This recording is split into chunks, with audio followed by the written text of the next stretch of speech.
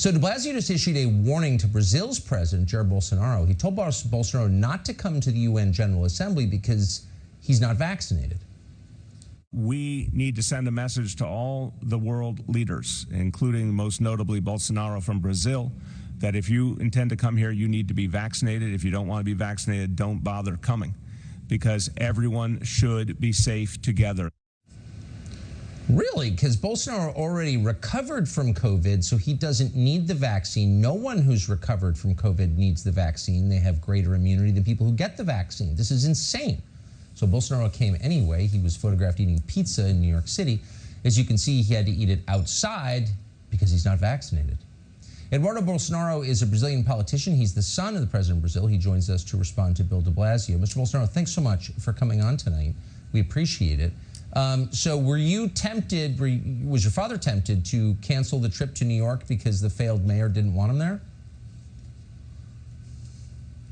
Yes, it happened in 2019, and it shows a lot how left-wing people are. They want to control everything. But I know that de Blasio is a Marxist that follows a lot what Antonio Gramsci says. And for them, everything is about politics and ideology. So he'll never be polite with us, and to be really, I don't care that much about what he thinks. I don't waste my time listening to him.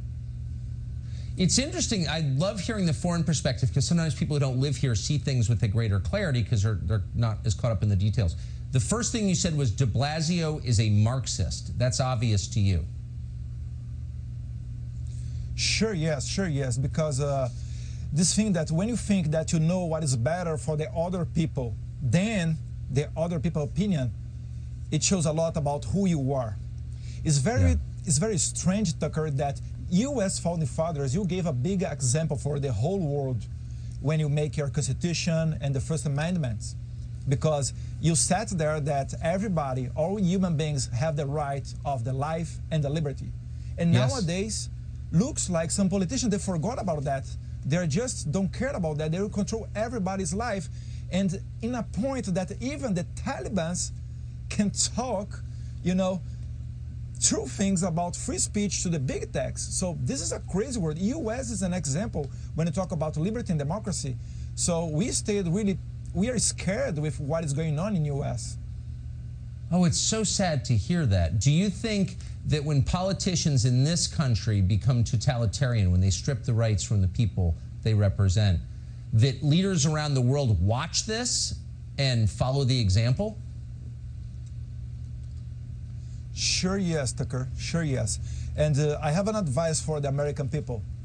Do not think that Venezuela is something far, far, far away from you. Venezuelans during the 90s, if you tell them that one day Venezuela would turn itself a dictatorship, they would never take it serious. So this is a very strong message that you have to take care about that. Such a great point. I went to Caracas as a child. It was a nice place. It's not anymore. Eduardo Bolsonaro, I appreciate your coming on tonight. Thank you. I say thank you, Tucker. Thank you.